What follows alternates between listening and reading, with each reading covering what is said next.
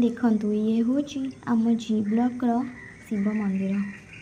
तारिणी माँ वार्षिक उत्सव उपलक्षे साजसजा होइछि। बहुत मिस करुछि हमर राउरकेला को। केते सुंदर साजसजा होइछि देखंतु।